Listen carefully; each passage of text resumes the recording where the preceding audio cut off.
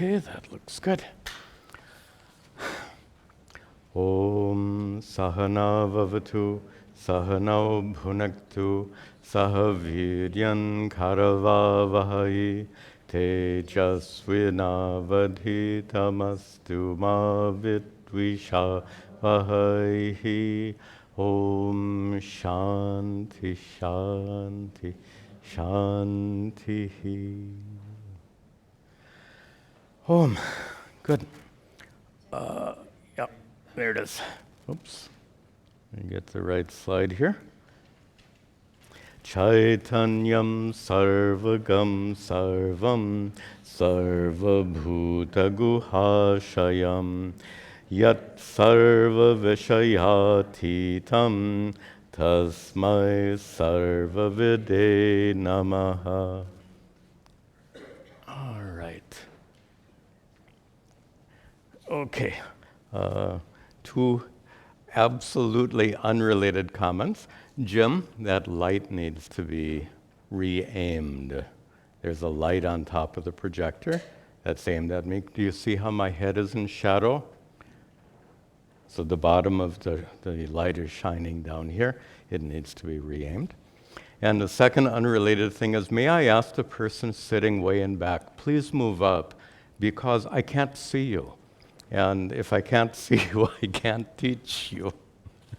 My guru had a problem. If he'd walk into a venue and the lights were not properly bright, he would wait until they turned the lights on so that he could see everyone that he was teaching.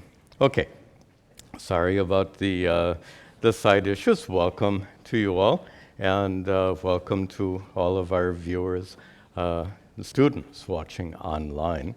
We continue our study of Upadesha, Sahasri, and we start chapter 10. Before we start chapter 10, there's a couple of short questions we can deal with very briefly here. One is with regard to karma for an enlightened person. We've had several discussions about an enlightened person effortlessly following dharma. And effortlessly is a key word here. Before enlightenment, it takes effort to avoid being dragged around by raga and dvesha. That takes effort. After enlightenment, the raga and dvesha are gone, and therefore following dharma becomes effortless. The question asks, if someone comes to an enlightened person and asks him to help him do something unethical, like stealing, good, this is a good question, wouldn't he willfully decide what is right and wrong and choose to do the right thing? And based on what I just said, he doesn't have to willfully choose. It's spontaneous, it's natural. So without willful effort. And the reason is, the motivation for adharma is raga and dvesha. So in the absence of raga and dvesha, there's nothing in the enlightened person to motivate an act of adharma. Therefore, will is unnecessary. Before enlightenment, absolutely necessary. Okay, and the second and last question. We've discussed here several times the Mahavakya. There's a problem. The Mahavakya Tat-tvam Asi. And Tat-tvam Asi reveals that the essence of you is identical to the essence of Ishvara. That's exactly what the Mahavakya Tat-tvam Asi means. So the question is, then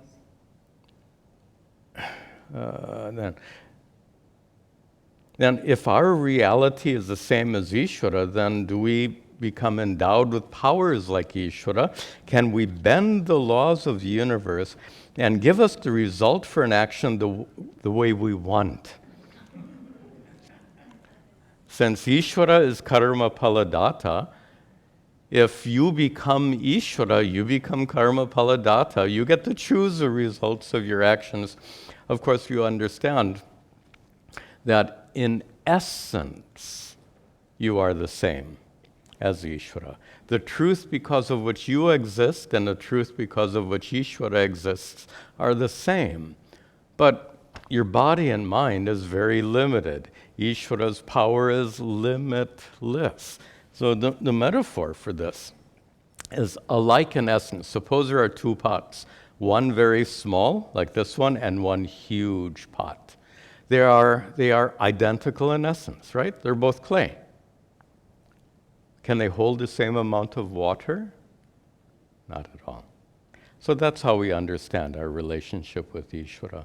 We are identical in an essential way, fundamental way, but practically speaking, in terms of capabilities, there's no way to compare your power to Ishvara's power. Okay, now we can begin our discussion of the text. Chapter 10 has this long title, Drishi Swarupa Paramartha Darshana Prakaranam. Prakaranam is chapter, and here the chapter is on Drishi Swarupa, which actually happens to be the first words of the first verse. Swarupa, the fundamental nature of the Drishi, seer, a awareful witness. So Drishi means seer. Good. I ask everyone to sit up in front because if I can't see you, I can't teach you. So if you don't mind, would you have a seat up in front? I guess you do mind. Okay. That's all right. You missed a joke I told just a few minutes ago before you came in, and that was my teacher wouldn't begin teaching until he could see everyone. And he would wait until they turned the lights in the hall up sufficiently. And I'm only sharing that to show that it's kind of important. Anyway.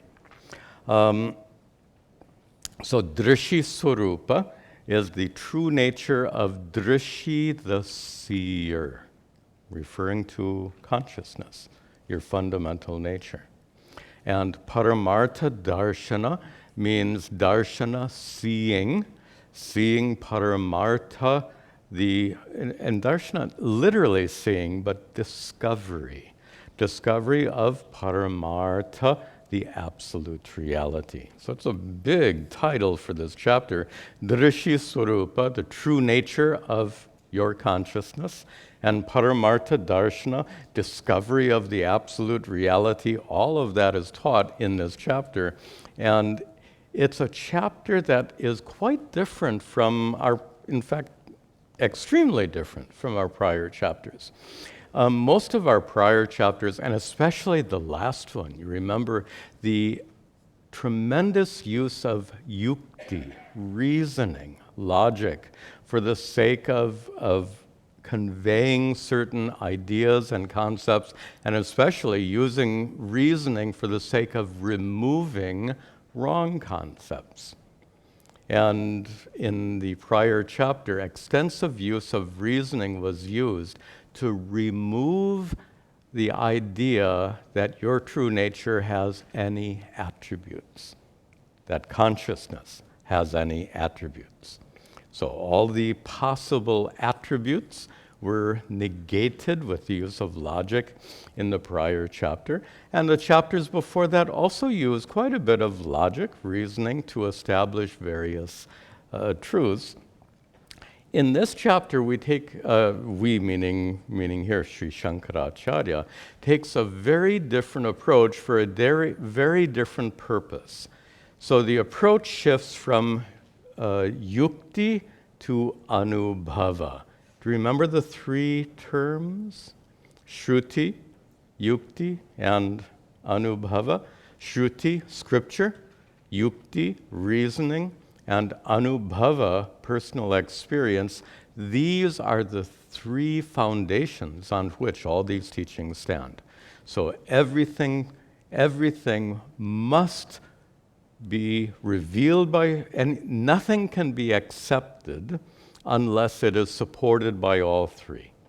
That is, unless a truth is revealed by scripture, shruti, unless it is supported by reasoning, yukti, and unless it is confirmed in your own experience, anubhava. It has to be consistent with anubhava. So in this chapter, the Shankara shifts from yukti, mostly it's been yukti, a lot of yukti in this text, reasoning. Now the shift is to anubhava, experience, but not your experience, the experience of an enlightened person. We call that vidvat anubhava, the experience, anubhava of vidvat, of one who is enlightened, one who has knowledge. And you'll find that this chapter has a very different feeling or nature to it. One thing it lacks is methodical teachings. Methodical teachings are usually based on scriptural statements and reasoning to support those scriptural statements. You won't find that approach here. Verse after verse is going to describe, and the enlightened person speaks in the first person here, and he says, I am eternal. I am non-dual. And he goes on like that for verse after verse after verse, describing his experience without without a conventional flow of logical thought to establish that. In other words, without teaching. He's basically telling you what it looks like. There's a good metaphor. If you're going on a journey, so there's a long journey, but suppose you ask for direction. There's the metaphor. Suppose you ask someone for directions, how to get there.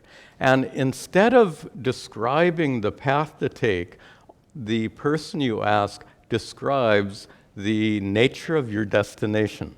Suppose you're going to find his little village. And he says, well, in his little village, there are 3 houses, one white, one brown, and one red, and they have this kind of roof, and there's some cows, and there are some different animals around. So you ask for directions, and instead of giving you directions, he's telling you what your destination looks like. So if you are en route, that doesn't help you. So it's obviously not meant for the sake of teaching. That's the nature of this chapter. It's for the sake of nididhyasana, Vedantic contemplation. Vedantic contemplation follows gaining knowledge. So this chapter is really intended for those who have already ascertained their true nature as consciousness. By the way, for almost all of you, that much you've ascertained, that your true nature is consciousness. If you've been attending these classes for any length of time, I think it would be hard not to get it. I think these teachings are powerful enough, and I think I'm able to communicate well enough that you can certainly get it, grasp it. But we've had several discussions before that merely grasping this truth, merely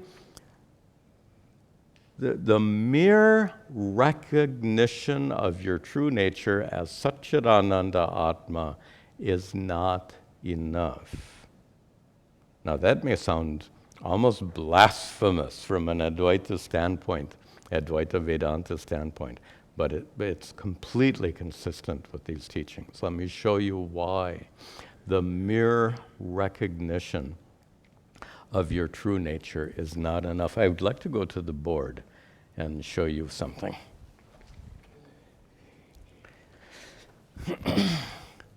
So here is our path.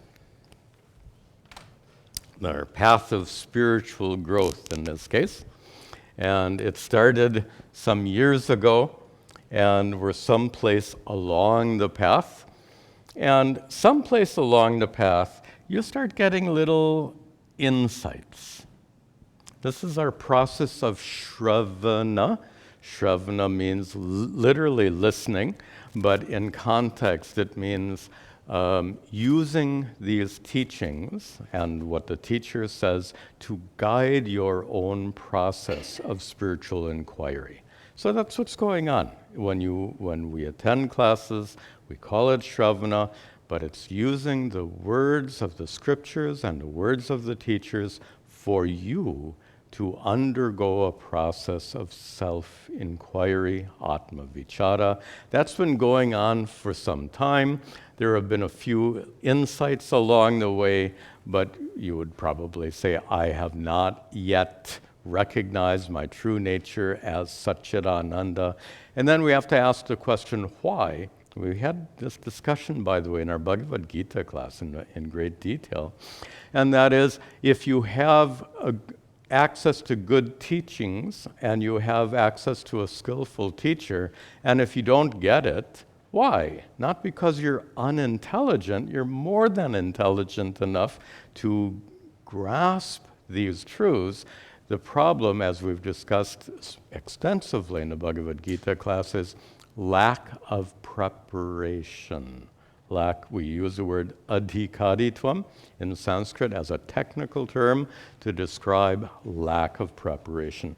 That lack of preparation is an obstacle. So it means no matter how good the teachings are, and no matter how much you concentrate on those teachings and meditate on those teachings, it won't work until you are adequately prepared, which is why we have so many kinds of sadhana, so many kinds of spiritual practice, which are made to prepare you for these teachings to be effective. If you are unprepared, the teachings will not be effective. Only when you are fully prepared will these teachings be effective. And the metaphor I gave in the Bhagavad Gita class, it's like a pile of wet twigs. When they become adequately dry, they will catch fire with one match. So that's the metaphor. So eventually, these insights plus preparation, eventually leads to a moment of self-discovery. And it is actually a moment. Knowledge doesn't take time. Self-knowledge doesn't take time. I've joked with you before. When you look in a mirror, how long does it take for you to figure out who's in the mirror? Right? It's instantaneous recognition. This is what happens when these teachings, in fact, my guru called them a word mirror. What a nice expression.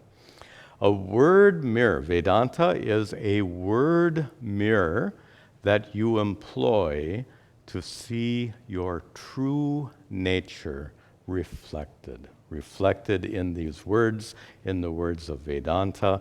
And to see yourself in a mirror takes just a moment. So we'd say that is the moment of recognition.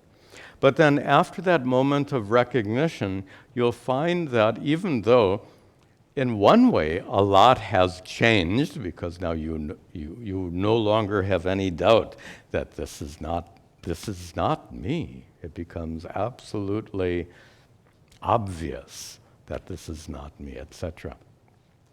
But what doesn't change are your habitual patterns of thinking. And we've had this discussion, but it's important to return to it right now. Your thinking has been saturated in ignorance for how long? Long time. So the moment you gain this self-recognition, do you think every little aspect of your mind is suddenly going to change? All of your thinking, all of your thoughts is suddenly going to be completely transformed? Modern science is showing us a lot about the way the brain and mind works. And we know it takes time to reprogram the synapses in the brain, which is a big topic they call neuroplasticity. The ancient rishis understood, they didn't understand neuroplasticity, but they understood the habitual nature of the mind really well.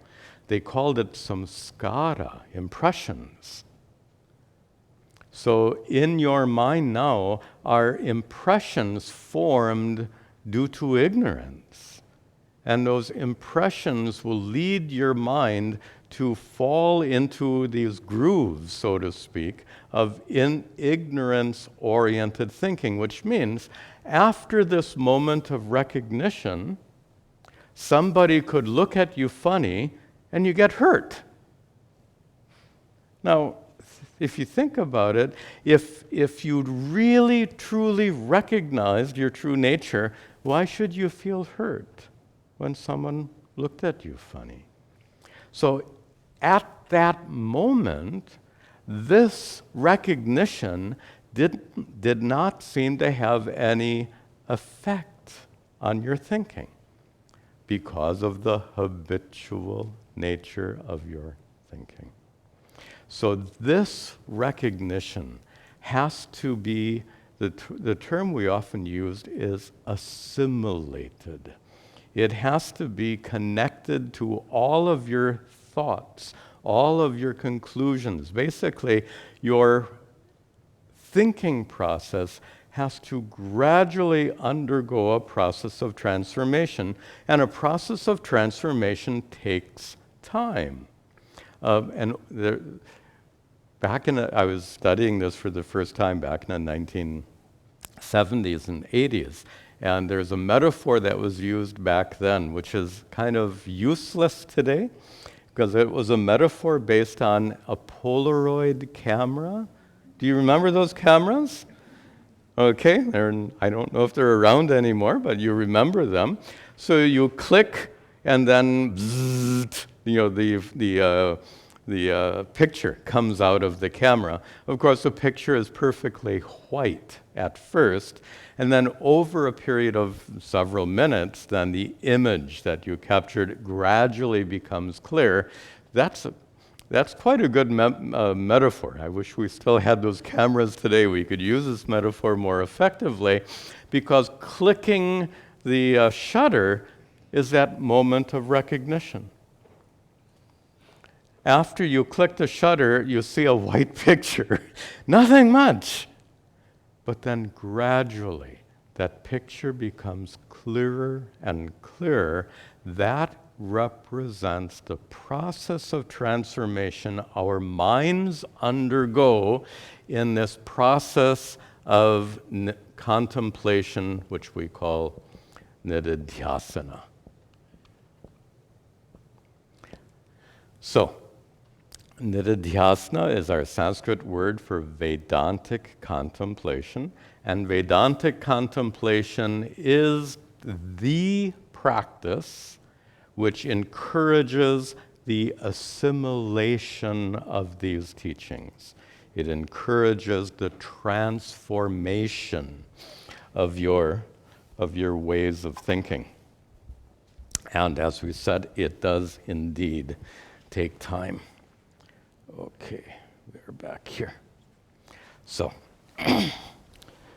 with that in mind, anything more to say about that? Oh, I should mention that there are some texts that are really specially intended for nididhyasana. Many of you have heard of the Ashtavakra Gita or Ashtavakra Samhita. It's a famous text. If you go through it, you'll find that it doesn't teach Vedanta in a methodical way. It's a discussion between King Janaka and the rishi Ashtavakra, but Ashtavakra doesn't teach Vedanta. Ashtavakra, like this chapter, he declares his experience to the king. And he declares his experience for the sake of the king's nididhyasana, the process of assimilation. So that's the model, as it were, for this chapter. The entire Ashtavakra Gita is all for the sake of nididhyasana. Here we have a single chapter. There may be other chapters, I don't recall, but this particular chapter is dedicated to nididhyasana. Let's begin. And I'll mention also that it's in a longer meter. The shorter verses have 8 syllables and a quarter.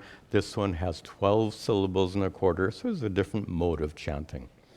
Drishi swarupam gaganopamam param Drishi swarupam gaganopamam param sakrid vibhatam tvajamekamaksharam sakrid vibhatam tvajamekamaksharam alepakam sarvagatam yadadvayam alepakam sarvagatam yadadvayam Tadeva chaham satatam vimukta-hom. Tadeva chaham satatam vimukta-hom. We'll talk about that om at the end of the verse. But notice before om comes aham. And this aham is it's Shankara.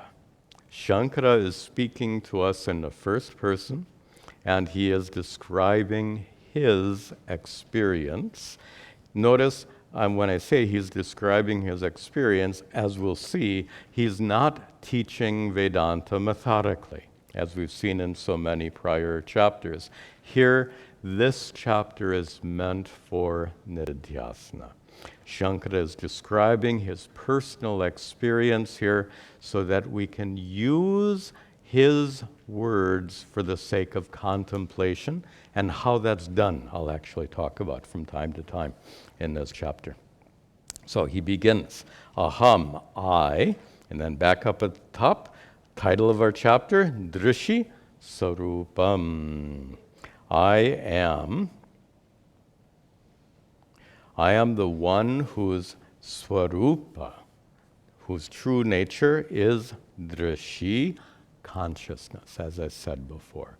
True nature is consciousness, consciousness which is gagana upamam. Gaganam is space. Upama, like. The consciousness which is like space. In what way is consciousness like space? Space has no edge or boundary, therefore all-pervasive. Consciousness has no edge or boundary, leading to a very interesting notion.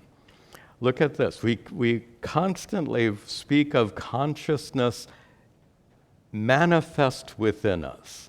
Conventional way of explaining atma as consciousness manifest within you, illumining your mind, giving us a fairly narrow view of consciousness. Let me give you the example. Tell me, which of these true statements is more correct? Does space pervade this room, or is it more correct to say that this room exists in all-pervasive space? Obviously, the latter is more correct. They're both correct. Space is in this room, but it's more accurate to say that this room exists in all-pervasive space in exactly the same way. Which is more accurate? All-pervasive consciousness is manifest in your mind. Or is it more accurate to say your body and mind exist in all-pervasive consciousness? Wow. Your body and mind move through all-pervasive consciousness. It's like this. If I move this pot, what happens to the pot space inside? Space moving through space? That doesn't make sense, right? You don't have a little bit of space moving through space. You come to understand that that's a wrong perspective entirely. Space is space. Movement is associated with the pot, not the space. It's the pot that moves, not space. It's your body and mind that move about inside all-pervasive consciousness. That's a really different perspective. That's the kind of perspective that Shankara intends us to contemplate upon. Now, how would you let's just start right now. How would you contemplate? So we've given you a very different perspective. Instead of consciousness present in your body and mind, we now have your body and mind moving about within all-pervasive consciousness. How would that teaching be used in formal nididhyasana? There's formal and informal. Formal means done during seated meditation. Informal means you just think about it while you're doing other things. So here, formal nididhyasana. First step is you sit and meditate. Dhyana, meditation, necessarily precedes nididhyasana. Meditation is meant to prepare your mind for nididhyasana. Nididhyasana is a very subtle activity, and your mind should be prepared. Your mind should be very quiet and very focused, very attentive. So, first step is to sit down and perform any meditation technique you find useful to prepare yourself for nididhyasana. And then the formal nididhyasana begins. And I think the only way I can describe it to you is to kind of to do what Shankara is doing here, and that is to put it in first person and to in other words, to share with you the kinds of thoughts that would occur in my mind during the practice of meditation. So, to understand this principle that it's not that consciousness is in my body, but rather my body is moving about through consciousness. First thing would be to appreciate oneself, as pure consciousness. Now, when you shift your perspective from body and mind to pure consciousness, it becomes pretty apparent that the boundary of self is associated with the boundary of the body. As soon as you turn your attention, and this is the formal practice of nididhyasana, as soon as you turn your attention, as soon as you, let me use the correct words, as soon as you shift your identification from body-mind to consciousness, when you are identified with consciousness, the sense of being confined to the body goes away. I'll say that again.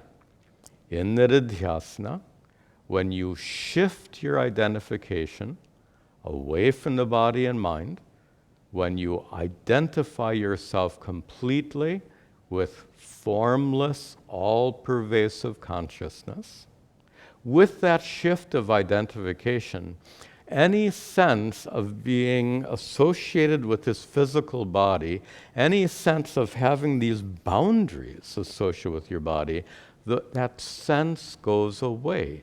The feeling of being an individual embodied person goes away when you shift your identification from body-mind to pure consciousness. Then, being identified as consciousness is very easy to appreciate the vastness of yourself. No boundaries, no edge. So first step, shift identification. Second step, appreciate vastness. How do you appreciate vastness? That's the trick of all nididhyasana. All you have to do is stop thinking for a moment and see what's there. So when you stop thinking, which means in between thoughts.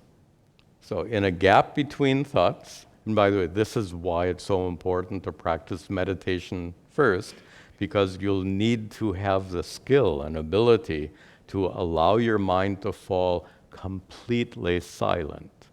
Yes, this is an advanced technique. So you require, for this practice, you require the ability to allow your mind to fall completely silent. And when your mind is completely silent, you can't think about it. So after a few moments of resting in silence, then you think. And the thinking goes something like this. In that moment of silence, I was present without any boundary, edge, or limit whatsoever. Then do it again. Let your mind fall silent again. And then when you start thinking again, you can appreciate, wow, in the absence of any boundaries, edge, or limit, vast. The appreciation of your vastness takes place not during the silence, because you can't think about anything, but when you resume your thinking, you can appreciate your vastness. Step 2. Step 1, shift your identification. Step 2, appreciate your vastness. And then step 3 is to return a little bit of your attention to this body and mind, and just imagine your body and mind are this little tiny object sitting within this vast consciousness that pervades the cosmos. Step 3. Step 1, shift identification. By the way, to state the obvious, you can only shift your identification from body, mind to consciousness if you've discovered your true nature as consciousness. We said this whole process of nididhyasana follows self-recognition. So assuming you've had that moment of recognition, all of this becomes not just meaningful, all of this becomes of crucial importance. So once again, this formal practice of nididhyasana, you start with meditation, you prepare your mind, then with that prepared mind, first step, shift identification from body, mind to consciousness. And that means to see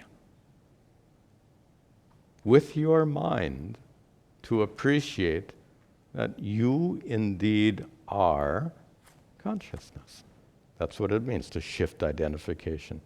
And then the next step, to appreciate your vastness as I described. Final step is to appreciate your body existing within the vastness of consciousness.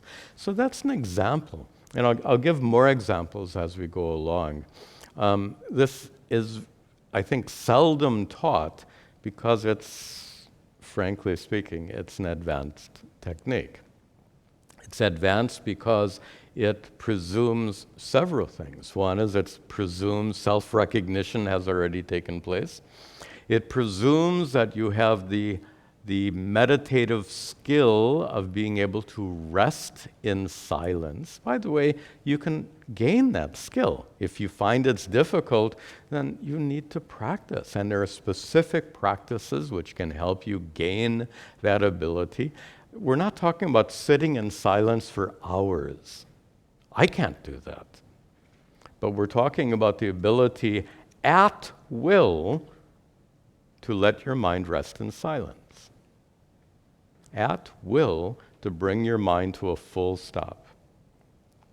Now, I don't want to sound like I'm bragging, but after 35 years of meditation, it's not hard. You just do it. Stop. And it stops. It's a learned skill. You can learn that skill. So for that reason, it's an advanced technique. And finally, it's very subtle. What the process I talked about, I used the word appreciation several times. And what appreciation means is to entertain a thought so that that thought can leave a samskara. This is our process of assimilation.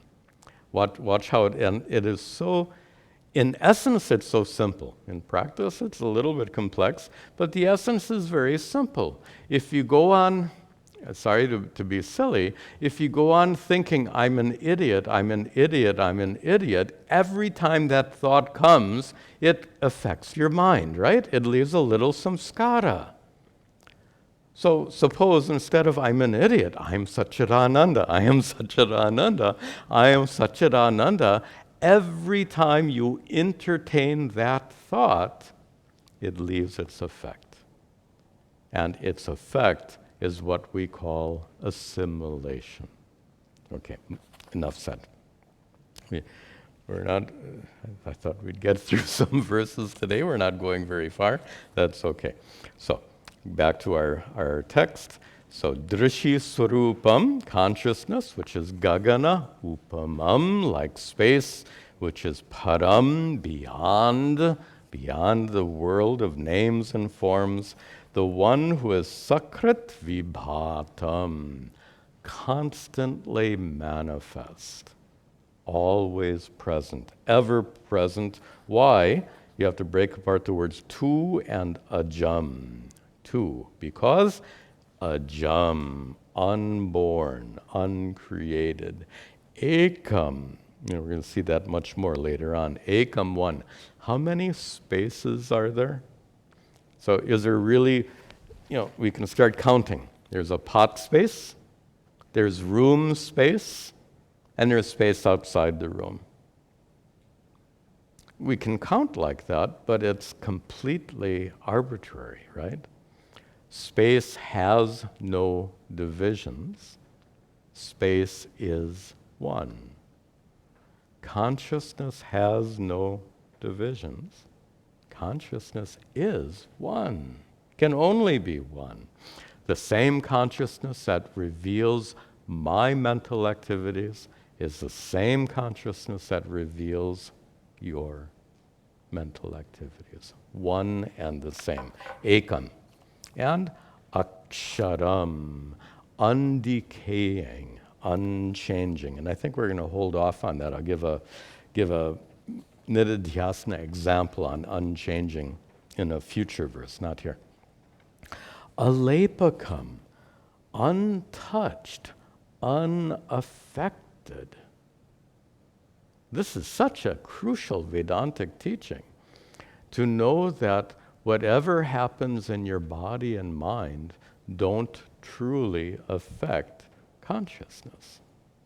How would you work with that principle? How would you assimilate that truth in formal nididhyasana, where you go through the same steps as I described before? You start with the meditation. You have to then shift the identification. Those steps are invariable. You start with meditation to prepare your mind, and then you have to shift and make sure that you are completely identified with your true nature as consciousness. Then you are ready for the contemplation to begin. And in this case, I actually don't do this, but you could do this if you wanted to. Remember something unpleasant. You can imagine why that's not a very nice thing to do, but if you want to do this particular contemplation, you'd remember an unpleasant event. When you remember an unpleasant event, the way our brains work is when you remember an event, the emotions associated with that event come along with it. Our memories include not just what you saw and heard in that event. Your memories always include the emotions associated with that event. So when you remember an unpleasant event, that unpleasant emotion will come along with it. It's like spaghetti when you start pulling pulling one noodle and then the other noodles come along with it. So that's what happens. You remembered the unpleasant event, like the noodles, the unpleasant emotions will also come. Now you've got an interesting situation. You're sitting in a meditative manner and you now have an unpleasant emotion in your mind because you've remembered it. So after allowing that unpleasant emotion to be present in your mind briefly, then drop it. Go back to silence. Again, that's a skill you have to develop, and it's not that hard. You have to develop this skill to allow your mind to rest in silence. And the value of that is, in that silence, you are present without any encumbrance whatsoever. It's the spiritual equivalent of taking off all your clothes so that the only thing present is you without any covering, without any encumbrance. So that moment of silence, I think in casual American English, would be like checking in. How's that? You check in with yourself. So you allow that unpleasant memory to be present for just a moment, and then you check in, meaning allow your mind to rest in silence. And then after you allow your mind to rest in silence, when you start thinking again, you can ask yourself, did that unpleasant emotion affect me in any fundamental way? Of course, in that moment of silence, that unpleasant emotion was utterly absent. So then you experience, and this is, I like this term, you experientially confirm what you already know to be true. You already know that events in your mind don't truly affect your consciousness. You already know that. This form of nididhyasana is an opportunity to experientially confirm what you already know to be true. And I like that definition very much. I think it's very, very helpful. So that's how you would deal with this. Alepakam. You can meditate on your true nature, being utterly unaffected even by unpleasant emotions. Then, sarvagatam, all-pervasive. We've already talked about that. Yat advayam, that which is non-dual. Before the word came ekam, now the word comes advayam, non-dual. And the reason for that is if there's one, there's a possibility of two. Turns out, if you're talking about one space, there's no possibility of two, because space is all-pervasive. You can't have multiple all-pervasive reality. One would limit the other, so it's impossible. But here, in logic, one implies a possibility of two. So advayam negates the possibility of a second, and we'll save that for future contemplation. Then he concludes, tadeva cha aham, that indeed I am. And the use of first person here is crucial. Notice our Mahavakyas. Tattvam asi is spoken by teacher to student. The teacher already knows aham brahmasmi, first person. Teacher knows I am Brahman. Then to impart to the student, tattvamasi. Does the student parrot tattvamasi, tattvamasi. You are that? No, you are that. Look at the confusion. I'll just make a bad joke out of this. The teacher says, you are that. And the student says, no, I don't think so, but you are that. Well, not helpful, right? The idea of the teacher saying, you are that, is to help the student put it in first person, meaning, I am that. And of course, if the student says, how can I be that? Well, okay, teachings have to continue. But when the student has made that recognition, teacher says, you are that, and the student thinks, I am that. Nididhyasana only takes place in the first person, because all of this habitual wrong thinking is wrong thinking about I. That's what causes suffering. So nididhyasana, in order to address the thousands and thousands of wrong conclusions you've made about you, yourself, I, to address all those wrong conclusions and habitual thinking, nididhyasana takes place in the first person. I am not an idiot. I am sat-chit-ananda. That's the idea. So, tadeva cha aham. I am that indeed. I am satatam vimuktaha. Eternally free. Always free.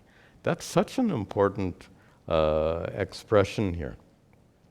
Eternally free means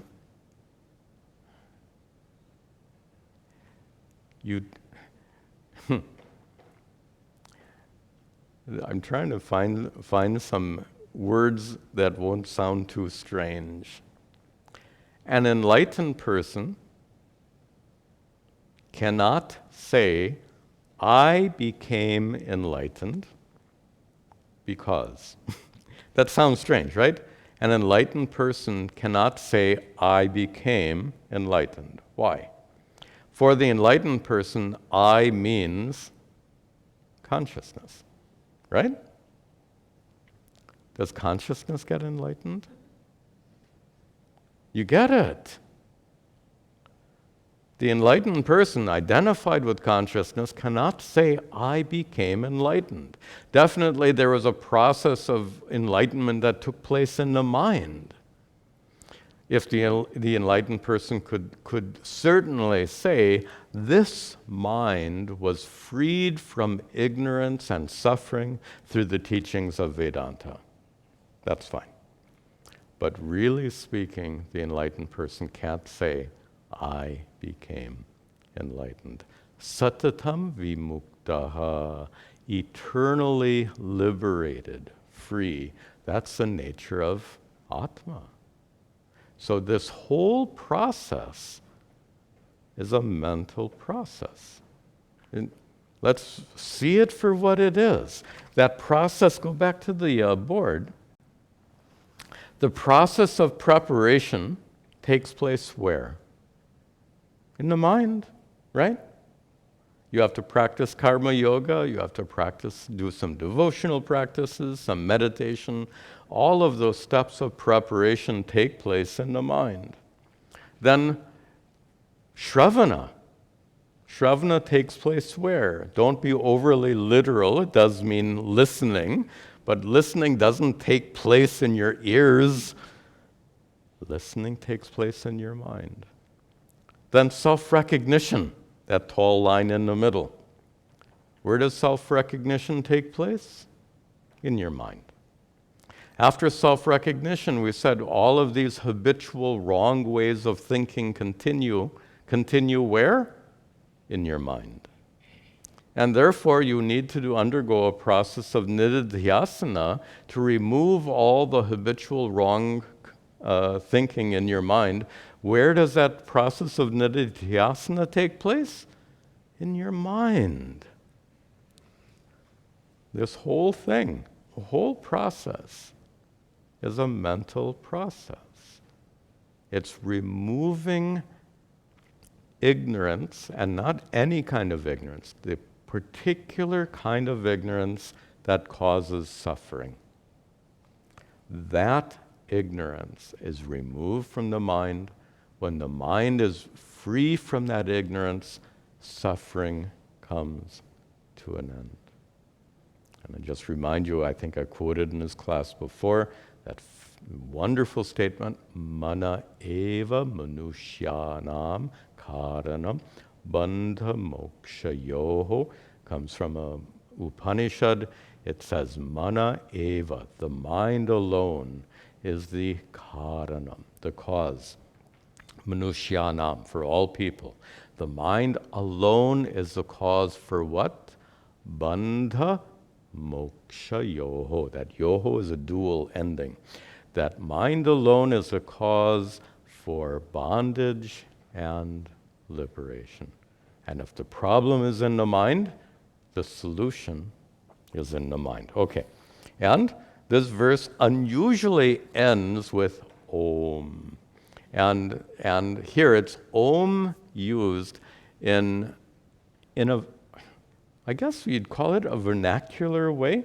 Suppose a group of priests is doing a ritual, and one priest asks in Sanskrit. Usually they don't speak Sanskrit, but if the priest were to speak Sanskrit, he'd say, did you remember to bring the samagri, the stuff we need? And the priest would answer, if the priest was answering in Sanskrit, he'd say, Om. Om, in vernacular usage, means yes. It's a statement of agreement or assent. So here, this Om means yes. So yes, indeed. So that tadeva cha aham, I am that indeed. Om, yes. Pardon me for being a little silly here. You probably know that in some churches, when the preacher is teaching, then people in the audience will say, Hallelujah! This kind of thing. This Om has the same sense of the person in a church saying Hallelujah, and here the enlightened person says, Om, that indeed I am. Okay, I thought we would see more verses today. Actually, we will probably go quite quickly through these verses because, as I said before, there's nothing being taught in this entire chapter. It is a reiteration of what you already know, but it's meant for nididhyasana. So in the coming class or two, we'll go through all the verses in this chapter, and we'll go through fairly quickly, except we will pause from time to time, and I'll give you more examples of how you might perform formal nididhyasana, making use of these teachings. Okay, we'll conclude with our prayer. Om sarve bhavantu sukhinaha, sarve santu niramayaha, sarve bhadrani pashyantu, ma kaschid dukkha bhag bhavet, asato ma sadgamaya, tamaso ma jyotirgamaya, mrityor ma amritangamaya. Om shanti shanti shanti. Om tat sat. Very nice.